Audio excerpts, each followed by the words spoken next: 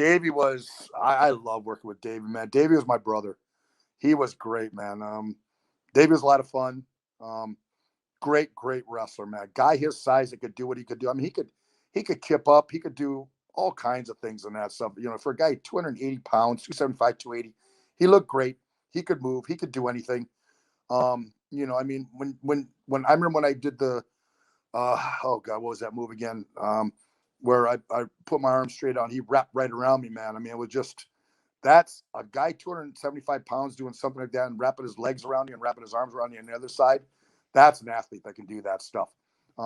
Davey, Davey, I love Davey. I'll just put it that way. I love Davey. What was he like outside the ring? Yeah.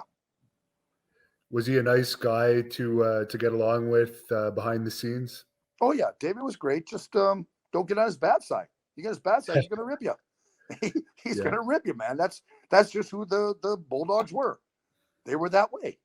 I mean, David was easy to get along with, and that's very easy in that stuff. But some people they just push things and that stuff. Well, you push, you get whatever comes around them.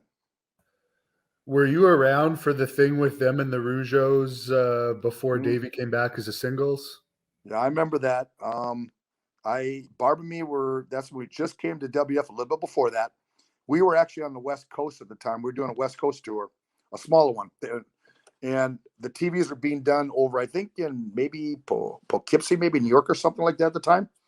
And we had to fly. I remember that morning we had to be up we had to be at the airport at 4:30 in the morning. We had to catch a flight from Redding, California into San Francisco that morning and fly from San Francisco across country to New York and get there in the afternoon. And they had a car waiting for us and brought us up to Poughkeepsie. So we had just got to the building like about maybe 5 o'clock, I think it was.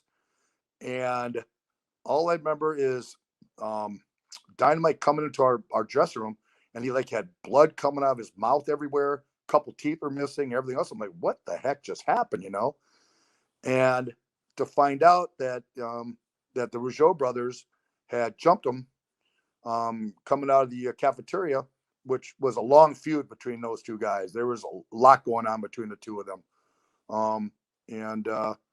Like I say, man, what goes around comes around someday, and they came back to Dynamite on that. They had enough of it, and Rougeaus are two tough kids, man. They're two tough people.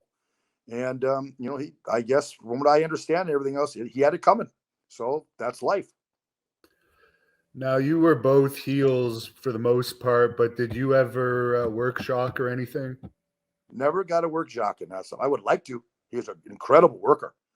Jacques could work in that stuff. I'd watch his matches and, both him being that and being the Mountie and that stuff, and he did it very well. He's very good at what he did. Thank you for watching the Hannibal TV.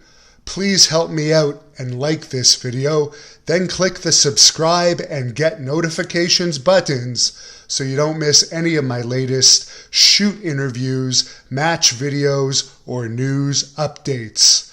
Follow us on Facebook at The Hannibal TV for more live streams and videos. And while you're at it, follow us on Instagram and Twitter at The Hannibal TV.